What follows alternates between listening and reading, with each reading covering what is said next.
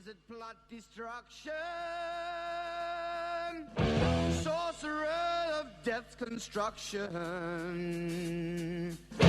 in the fields of bodies burning,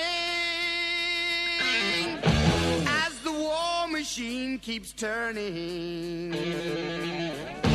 death and hatred to mankind, poisoning their brainwashed minds. Welcome to the Anarchist World This Week, broadcast across Australia on the National Community Radio Satellite. Listen to the Anarchist World This Week, Australia's sacred cow slaughterhouse. Listen to analysis of local, national, international events. Listen to analysis you'll never hear anywhere else.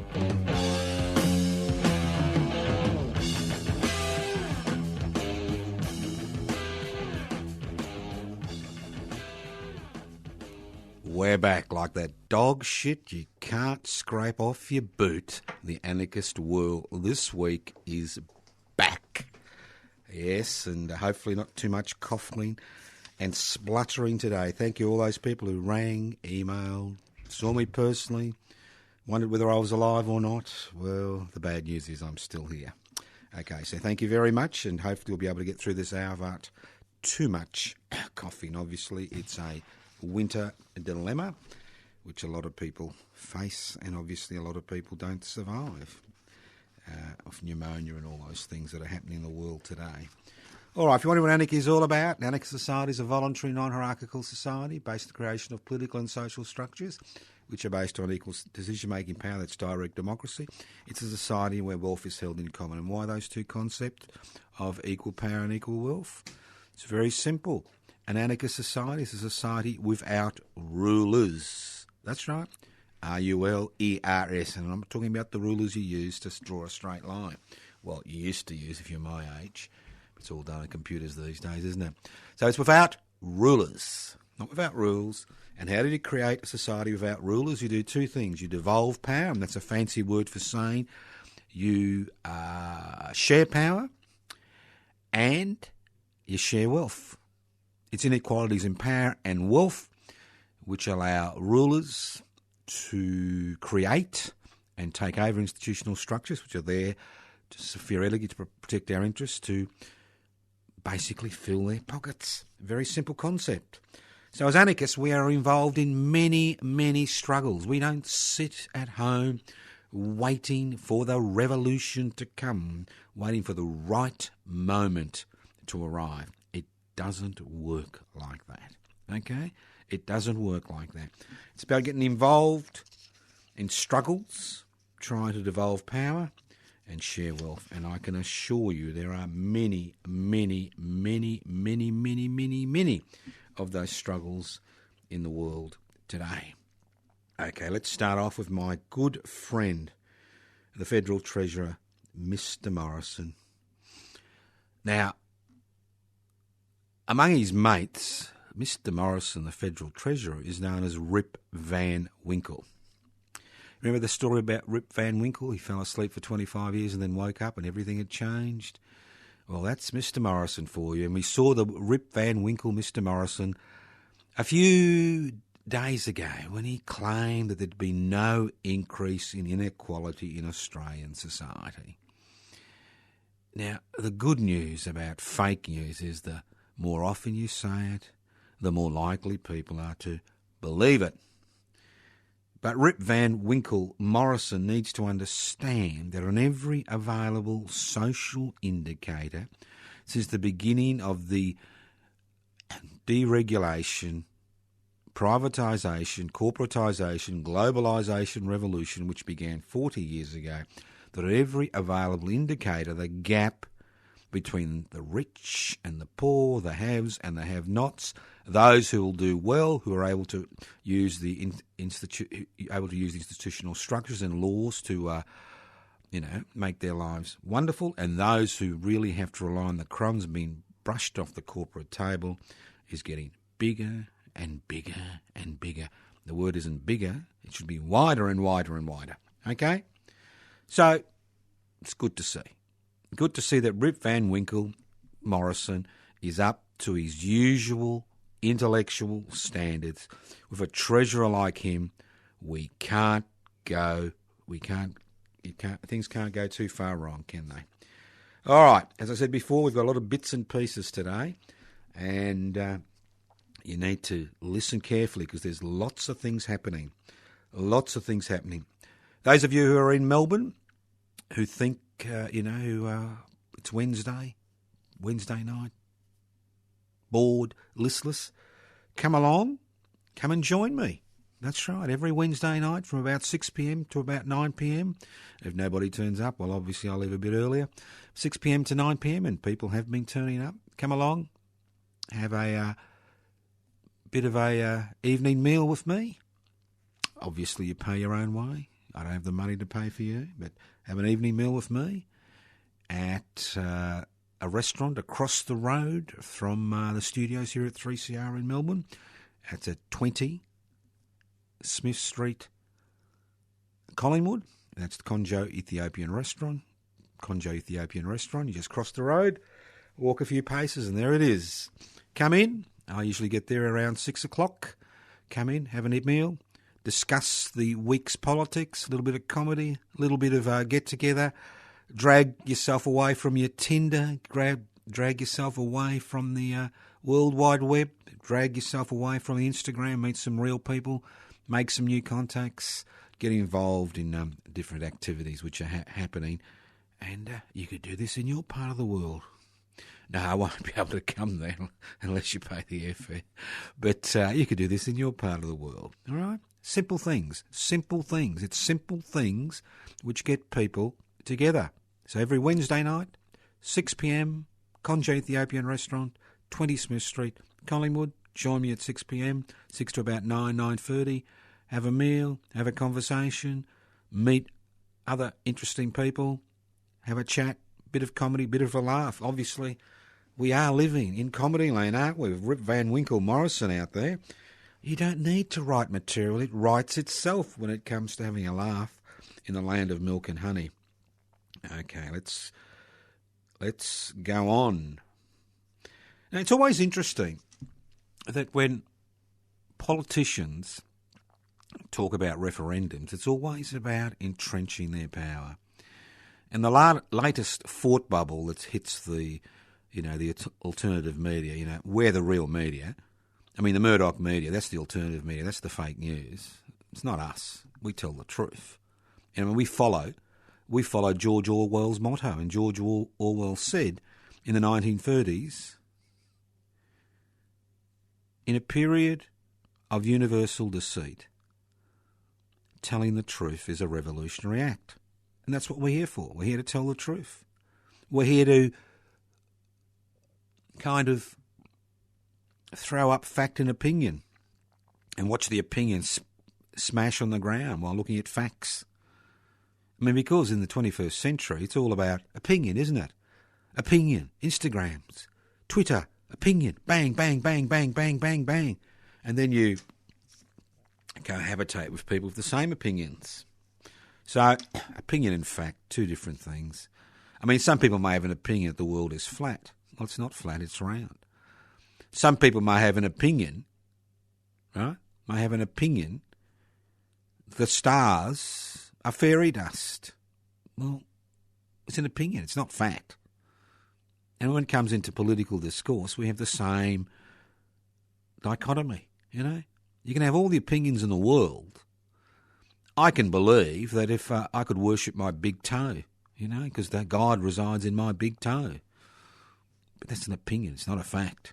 I mean, I can dissect my big toe, I'm sure I won't find any God there. So an opinion and facts, and that's the beauty about the 21st century. Every opinion automatically becomes a fact.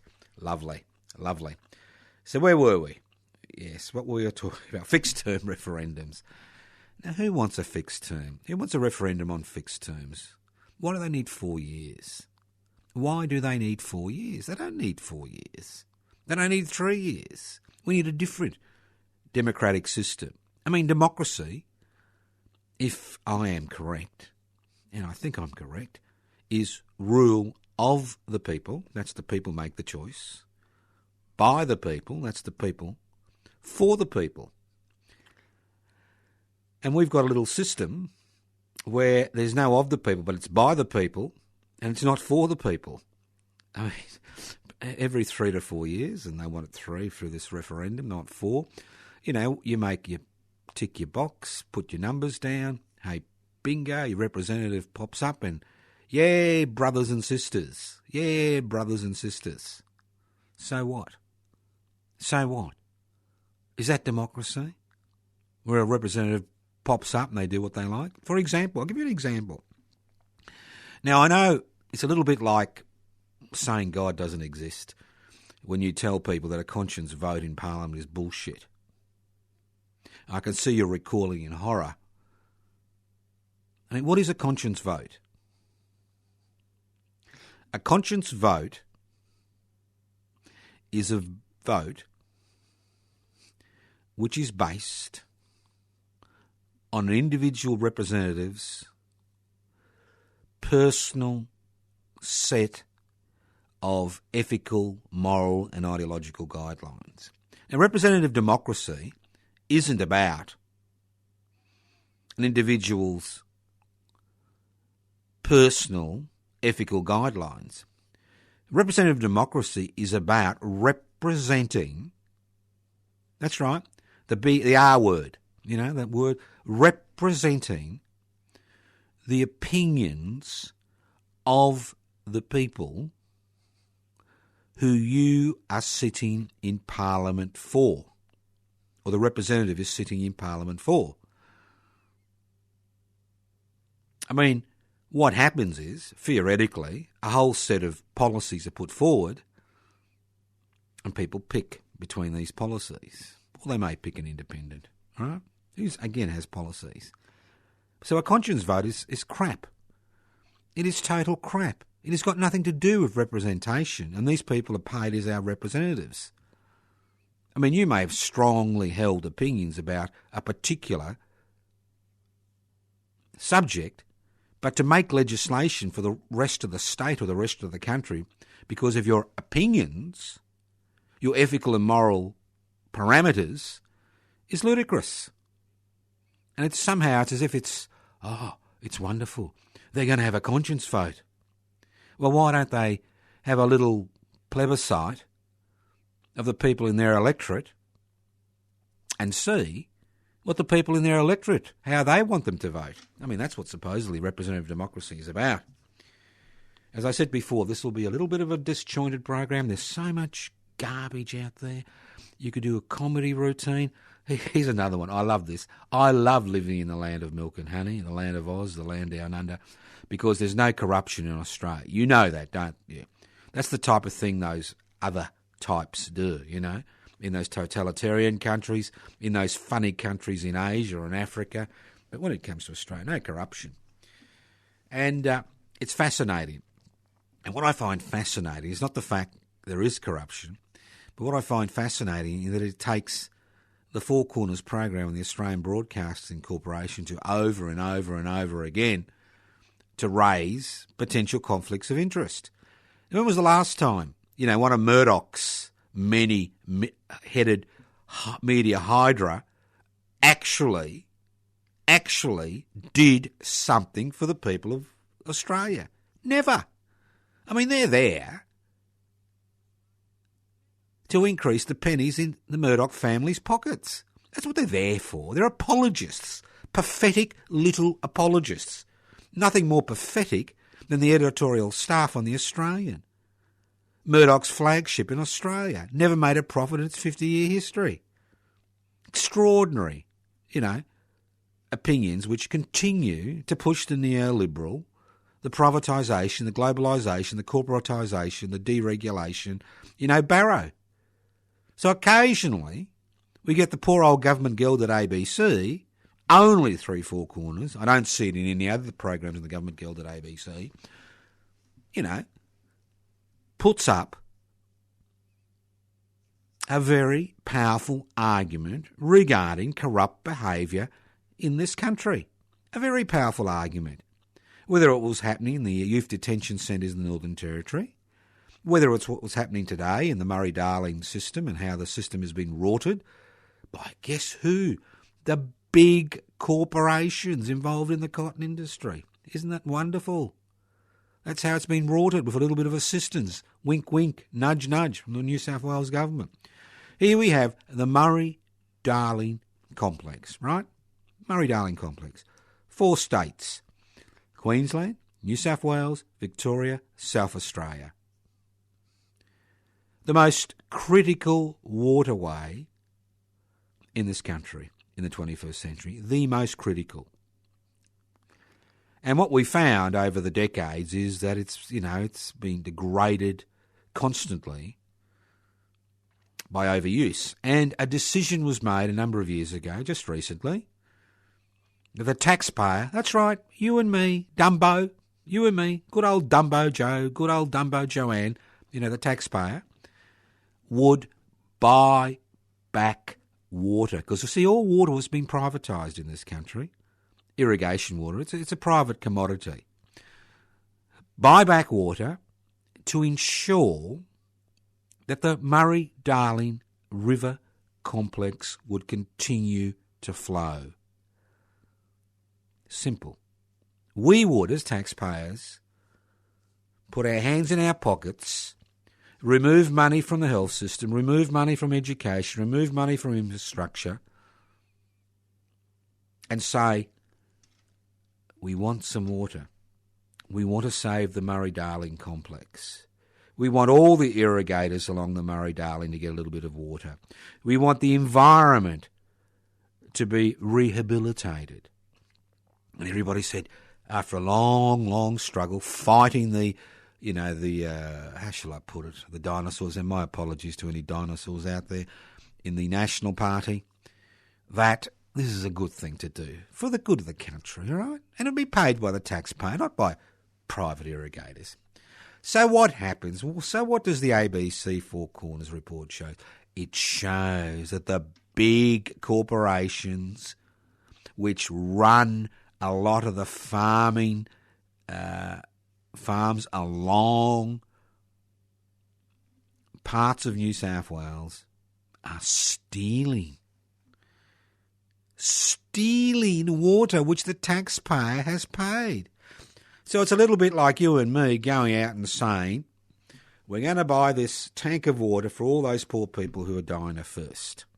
And we put the tank of water in the middle of the square, and before you know it, the chief gangster comes down, empties the water, and then resells it at a profit to all those people who need the water. No wonder there is so much anger downriver and upriver in the Murray-Darling complex, because we've been taken for fools. Total fools we've been taken for. Extraordinary. And what does the government say? Oh, well, maybe we need to do an independent investigation.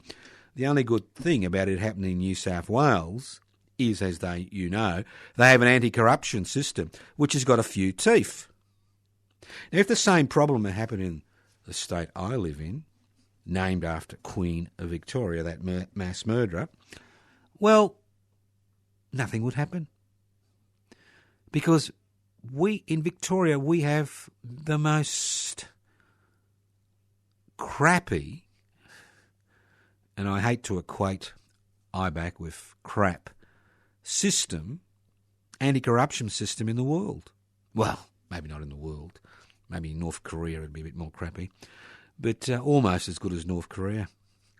Because, think about it. Now, I'm sure the staff, Victorian IBAC, the Anti-Corruption Commission, are decent, hard-working people who would love to have a real sword at their disposal. They're sick and tired of fighting corruption with paper swords. Because as far as the legislation is concerned, which regulates what they can and they cannot do, it basically ties them up in knots in terms of investigating corruption in the public sector. They can't investigate corruption in the parliamentary sector. They can't investigate corruption in the private sector. They can't investigate corruption in the public sector unless they've been asked to, by government, to look at a particular issue. So let's hope the New South Wales Anti-Corruption Commission, which has got a little bit more robust history of keeping governments to account, will look at the Murray-Darling complex, and hopefully those very people who've profited so much from stealing water they're not entitled to, without paying for it, will get their just desserts. And maybe, just maybe, if we had a bit of courage, we'd see their farms become a nature reserve. Listen to the Anarchist World This Week, broadcast across Australia on the Community Radio Network. My name is Josh Toscano. I'm hosting today's program. This program is streaming live on 3cr.org.au. That's 3cr.org.au. Now, there's a number of websites you can go to. Look, you can go to my personal Facebook page. No, you will not find out what colour underpants I wear. Okay, I can assure you that. You won't find out what I've been eating. You won't find out how much wind I'm passing. Well, if you listen to the program, maybe you can work that out. But you will see a lot of things that are happening here in Australia today. And you can get involved in lots of these things. For example, on Saturday the 5th of August, which isn't very far away, I'm holding a lecture walk through the old Ballarat Cemetery. Not the new Ballarat Cemetery, you'll get lost, the old Ballarat Cemetery in regional Victoria at the corner of MacArthur Street and Creswick Road, Ballarat. Now, if we meet at 11 a.m, what's wrong with meeting at 11 a.m. on a Saturday morning, at the Eureka mass grave of the men, some of the men who were killed during the Eureka uprising, who are about 21 of them, who are buried in a mass grave at the old Ballarat Cemetery. Do a little bit of a walk around the cemetery. Happy to talk about the various graves of the various people involved in the Eureka Rebellion. Talk about the importance of the Eureka Rebellions to Australians in 2017. And after that, we'll be having a barbecue lunch at 12:30pm at Trades Hall in Ballarat, the second oldest trades hall in the world, at 26 Camp Street in Ballarat. And you can join us for a barbecue lunch, make a donation towards the barbecue lunch. You can buy drinks at the Trades Hall bar. Now, don't bother me by doing any bookings. You don't need a booking. You just turn up at 11 a.m. at the Eureka mass grave at the old Ballarat Cemetery on Saturday the 5th of August at the corner of MacArthur Street and Creswick Road in Ballarat. And if you want to make donations to assist me pay my debt to community radio station 3CR, which is the radio station from which I broadcast on the Community Radio Network, which I broadcast the Anarchist World This Week, and also broadcast a number of other programs of Community Radio 3CR on a Wednesday afternoon from 4pm to 5pm, and it's streaming live on 3cr.org.au. I broadcast Radical Australia, which is an interview with an interesting person about their lives, about, their radical agenda. And also on a Thursday morning between 10am and 11am on the same radio station, we have a talkback show, Talkback with Attitude, for an hour, which you can ring me up on. So, when you're involved in community radio, there's always costs. As a volunteer, there's always costs involved to keep a radio station on air, especially an independent radio station. Now, for a variety of reasons, I've fallen a little bit behind in my payments, and I'm now singing for my lunch, metaphorically. You wouldn't want to hear me sing, I can assure you. I am metaphorically singing for my lunch. So if you want an interesting Saturday the 5th of August, lecture walk, bit of education, bit of a laugh, bit of a lunch, meet like-minded people, 11 a.m, the Eureka mass grave, old Ballarat Cemetery, corner of MacArthur Street and Creswick Road. We'll wander around for about an hour, maybe an hour and a half, then down to Trades Hall, 26 Camp Street in Ballarat, for a barbecue lunch, and you can buy drinks from the bar. Okay, thank you for that, and hopefully I'll see at least 3 people there. Well, I'm sure I'll see more than 3 people, but it's great. Now, I'd also like to thank the Frankston Hastings branch of Public Interest Before Corporate Interest. They held a very successful public meeting on defending and extending public housing at Seaford, which is a suburb in the deep south of the city of Melbourne. And it was great to see so many people there. I was honoured to be able to be one of the guest speakers. And it's good to see that this issue is gaining a little bit of traction, because we do need traction as far as defending and extending public housing. Because this is not just an issue, as people think about people who are homeless, who need housing. It's not just an issue of people who find themselves in difficult situations, emergency situations, who need housing. If you have a strong public housing sector, you can get rid of negative gearing. If you have a strong public housing sector, it forces rents to be decreased because of increasing competition between the private and public sector. If you've got a strong public housing sector, fewer investors would be fighting with first home buyers to purchase entry-level homes. So, defending and extending public housing, being involved in the campaign to defend and extend public housing benefits 90% of Australians. Well, actually 91%. The only people who would be against such a campaign would be the investment class.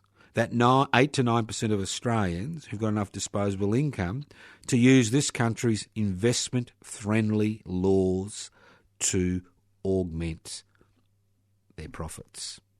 Simple. So being involved in such a campaign is critical to the issue of housing affordability. It'll make a critical change. Now, the next Defend and Extend Public Housing Rally in Victoria is on Wednesday, the 9th of August, midday. 9th of August, Wednesday, steps of the Victorian Parliament House. Turn up, open microphone. We're not relying on, big name speakers to be there, because big name speakers come and go. We're relying on people involved in the public housing sector. We're relying on people who are interested in the question of housing affordability. We are relying on people who are trying to get in the housing market. So it is a parliamentary sitting day, which makes it an interesting day to have a rally on the steps of Parliament House. So join us. And while we're talking about rallies, on Wednesday, the 26th of July, at midday, that's the last Wednesday of every month, Public Interest Before Corporate Interests holds a rally on the steps of the Victorian Parliament House to raise the issue of putting the interests of the many, that's the public, the many, before the interests of the few. That's that 1%ers. And I'm not talking about outlaw motorbike gangs. I'm talking about that 1% who own the means of production, distribution, exchange and communication, who corrupt the system for their own political benefit. So come to those rallies. There are things happening. There are things happening all the time. All the time there are things happening around the place. Okay? Everywhere things are happening. And you can get involved. Simply. All right, let's move on. All right. Now, I assume you're all worried. You're all worried about those North Korean missiles landing on Darwin and then Sydney and then Melbourne, Adelaide, Fargaminda, Pine Gap. I'm sure you're all worried. And I'm thinking about this and I'm thinking, obviously it's an issue. But I'm thinking, and there's this talk about a missile defence system. We need a missile defence system to protect ourselves from the North Koreans. And I'm thinking, now, look, I'm pretty simple. I'm no intellect. I'm no philosopher, no intellect. I'm just an activist, okay? And I'm thinking to myself, now, how many nuclear powers are there in the world? And I'm thinking, well, there's Russia, There's China, the United States of America, there's Pakistan, there's Israel, there's India, there's France, and there's England. So that's about 10, all right? There may be a few more, which I know nothing about, but, let's say there's 10 nuclear powers in the world. And I'm thinking to myself, now, how many of these nuclear powers have good missile delivery systems? Now, I'm sure if somebody in Russia pressed a button, they could wipe out Sydney. Or if somebody in China pressed a button, they could wipe out Melbourne. Now, this has been a reality we've all lived with for the last 4 or 5 decades. This threat from North Korea isn't some new threat.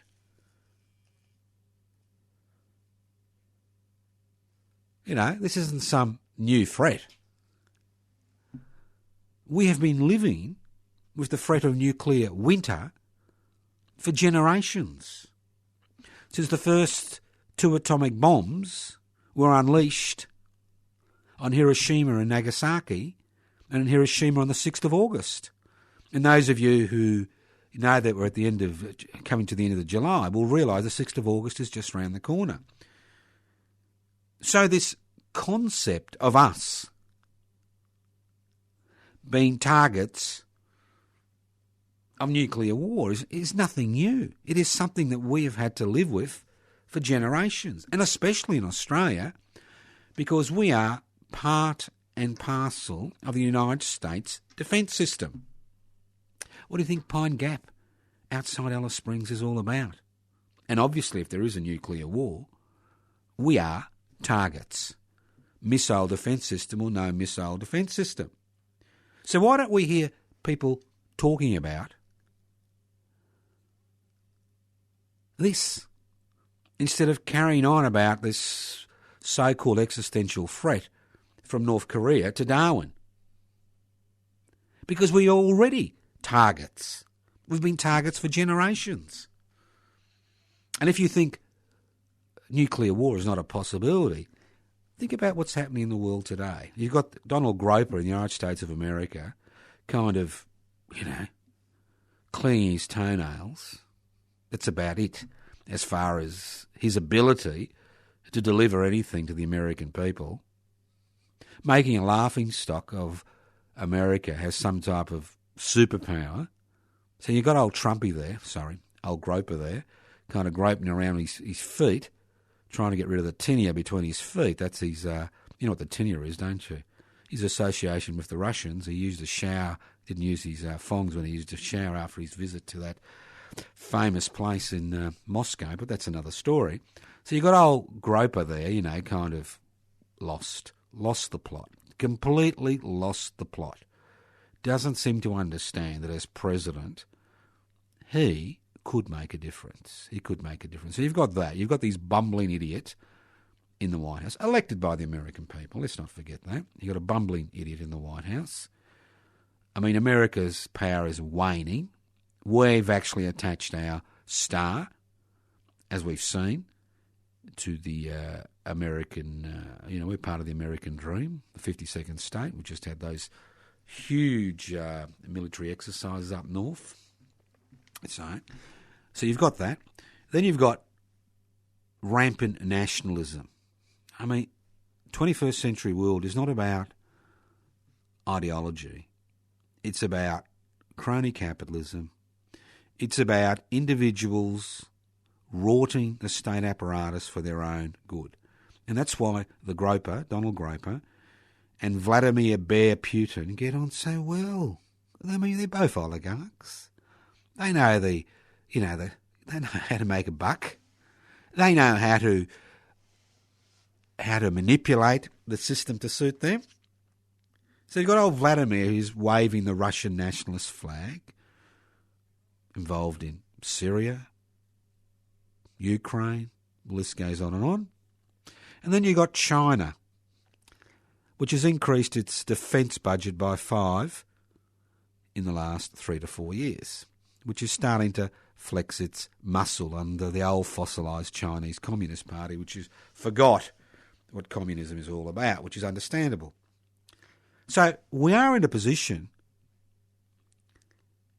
where these emerging powers, and I'll add India to the to the thing. So you've got India, which has got over 1 billion people, China, which has got over 1 billion people, both nuclear powers. You've got the US of A of over 300 million people, Russia of about 200 million people. These are all nuclear powers. Oh yeah, and I forgot to add, did I add France to the nuclear list? Because they've got nuclear powers too.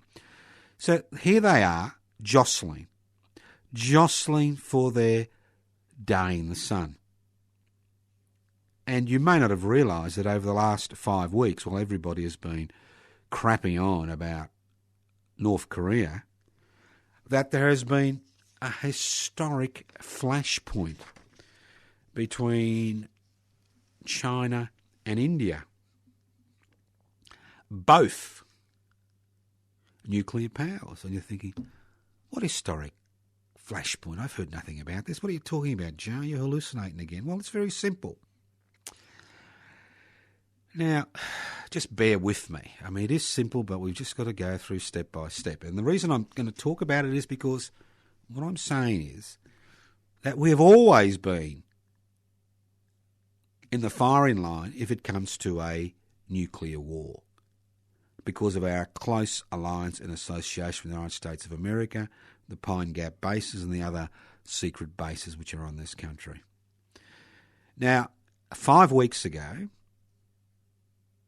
on the border of India, China and Bhutan, on the Dok Lam Plateau, which is a little plateau up there where these three countries meet, where the border has never really been agreed on, even after the 1962 war between India and China, after China invaded Tibet. They thought they'd go a little bit further.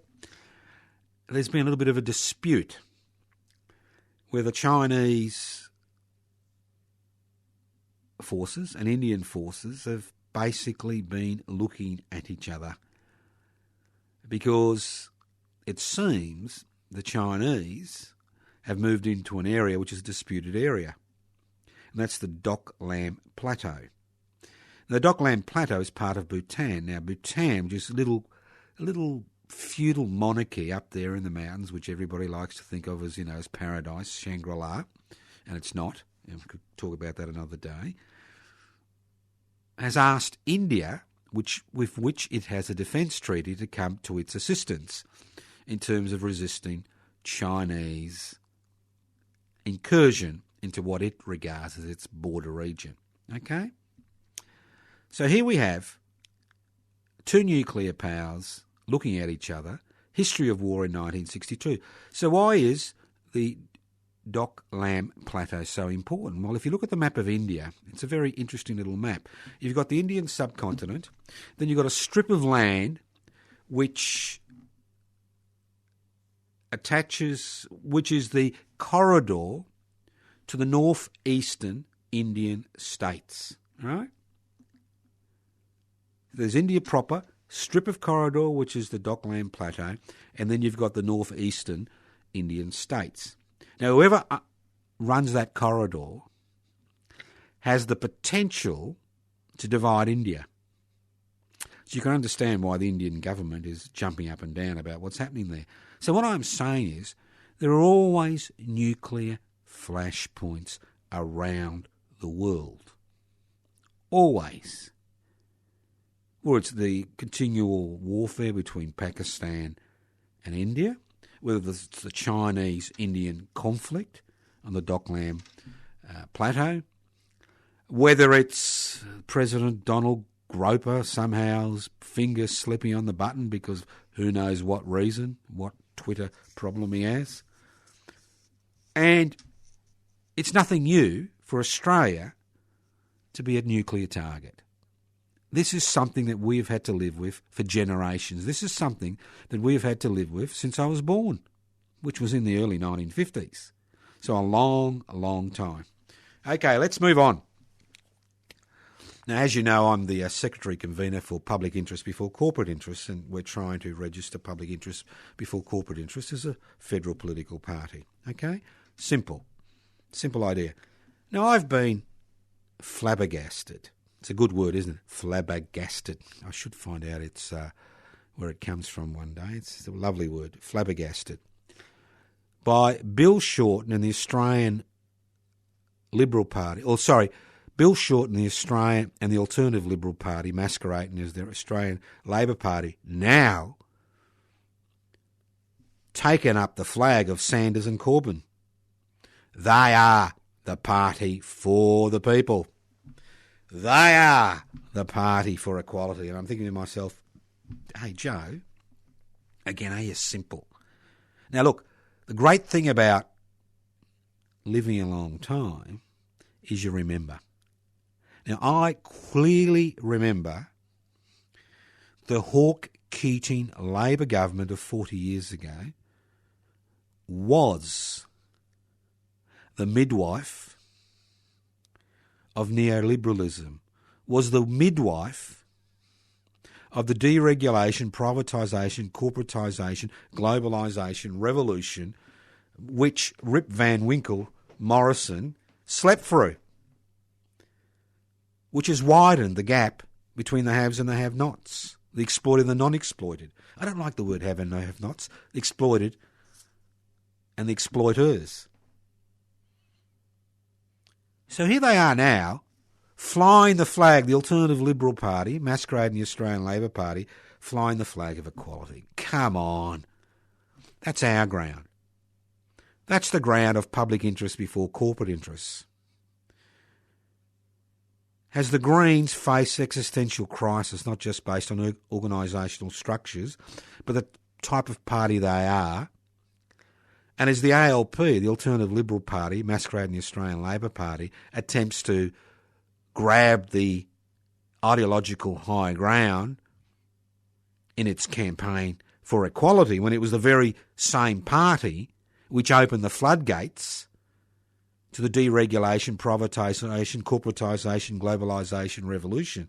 It's time that organisations like public interest before corporate interest got the public support they deserved. Because you can't trust the Alternative Liberal Party.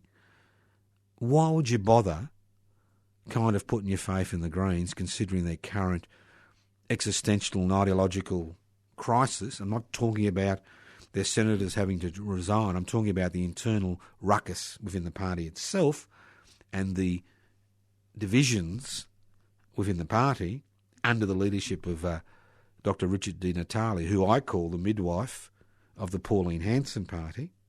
And why did I say that? Well, those of you who've listened to the program for some time will remember that it was the Greens under Dr. Di Natale who made a pact with the Liberal National Party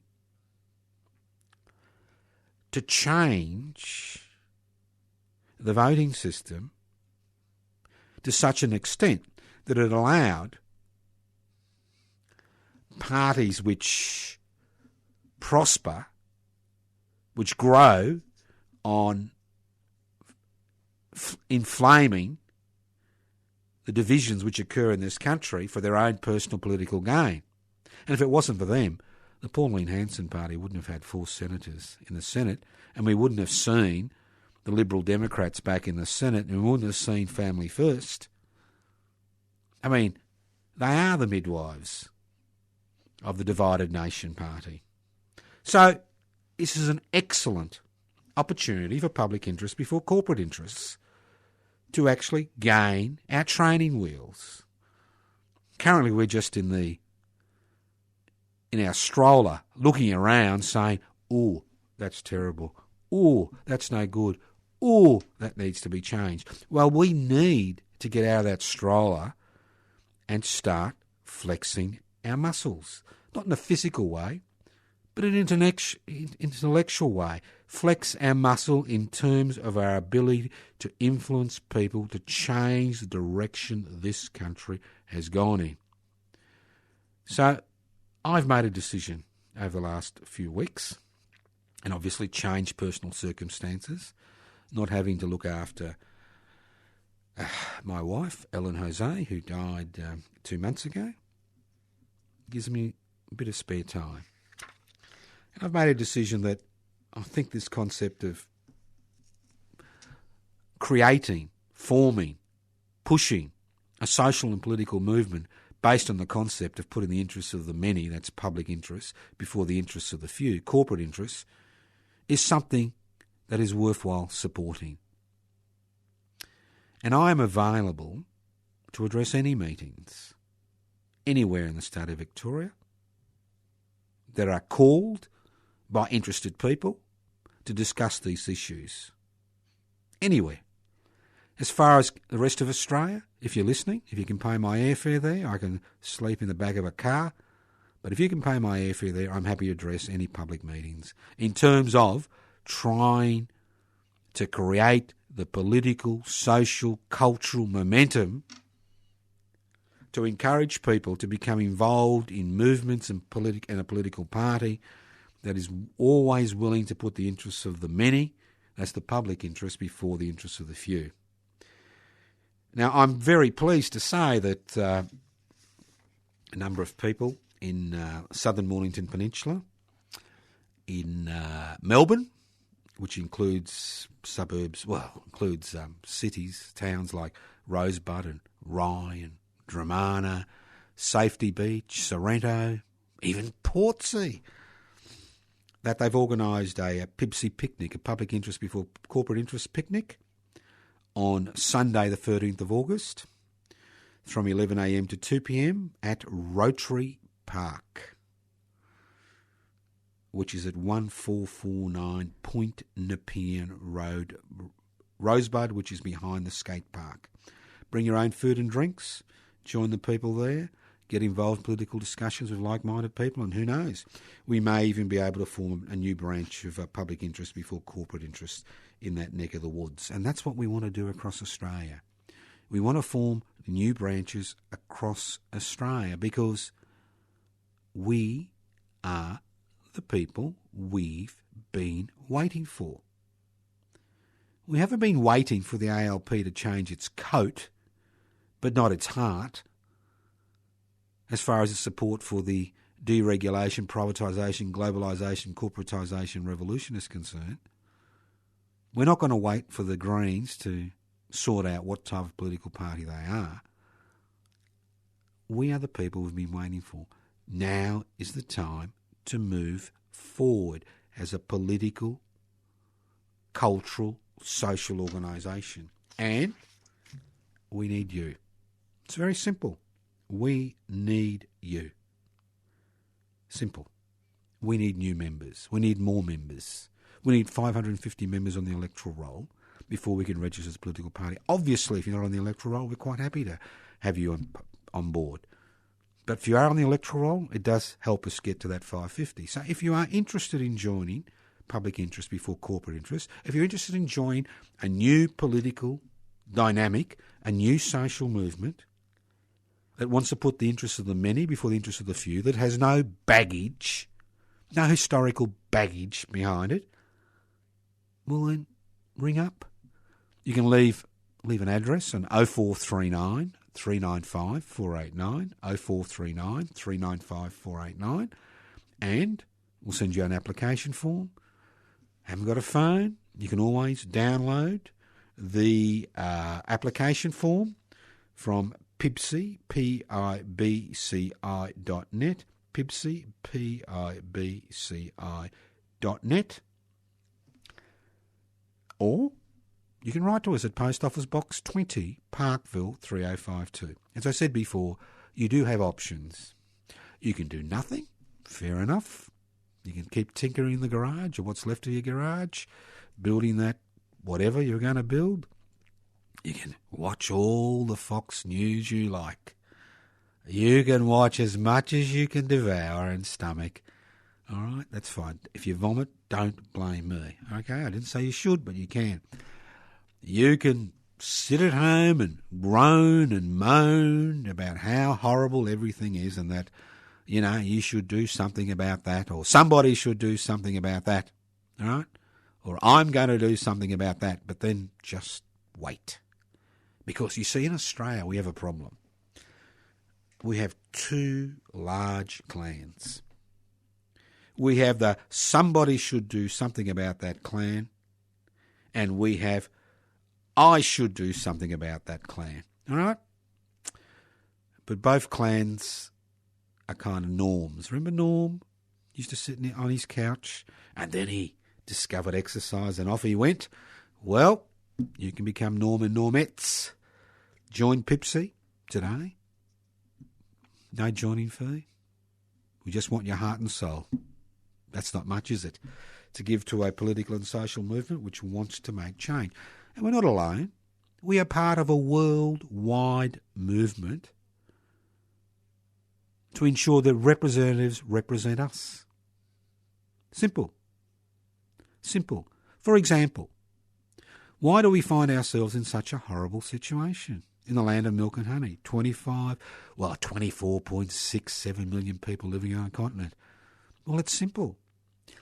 Political representatives' first allegiance is to the political party they belong to. That political party pre-selects them for seats. Their first responsibility is not to the electorate. Instead of Mr. Shorten crapping on about a referendum for 4-year terms, why doesn't he crap on if he's, if the Alternative Liberal Party masquerading as the Australian Labor Party has changed its spots? Why aren't they crapping on about a referendum to give Australians the power of recall?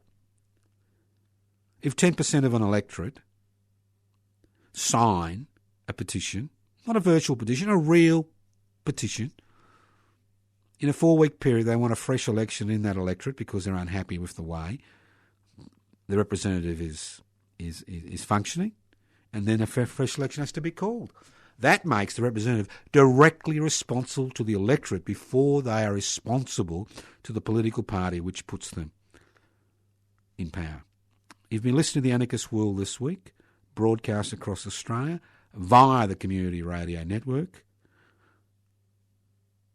on streaming live on 3cr.org.au. This has been a cough-free program. I'm sure you're all pleased about that. Now remember, you can join Pipsy by downloading the application form, pipsy.net. I'm available to do public meetings, talk at picnics, anywhere in Victoria. We'll just work out a suitable time. Talk about Pipsy, public interest before corporate interest.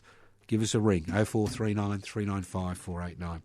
The program is podcast. You can access the podcast by going to 3cr.org.au. If you've got nothing to do on Saturday the 5th of August, don't forget, meet at 11am, the Eureka Mass Grave, Old Ballarat Cemetery, corner of MacArthur Street and Creswick Road, Ballarat. Walk around the cemetery, listen to a talk and I'll answer questions about the Eureka graves, followed by a barbecue lunch at 12:30 at Trades Hall, Ballarat at 26 Camp Street in Ballarat. Join us for a barbecue lunch. Donations appreciated. And remember, you've been listening to The Anarchist World this week via the Community Radio Network, courtesy of the Community Radio Network.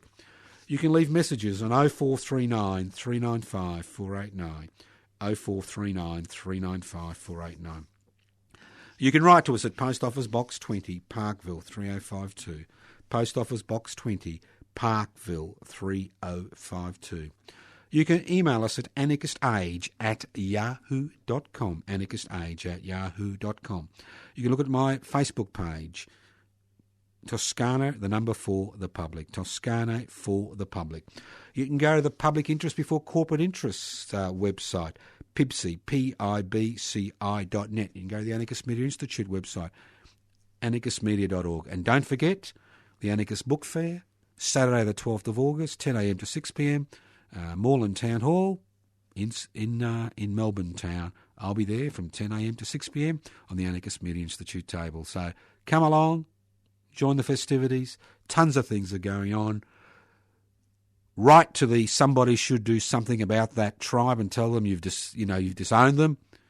Start doing something for yourself, your children, your grandchildren, the people around you, the community as a whole, the nation and the world. I know it sounds grandiose, but the struggle to devolve power, share wealth, is the essential, critical element of the anarchist struggle to create a society without rulers.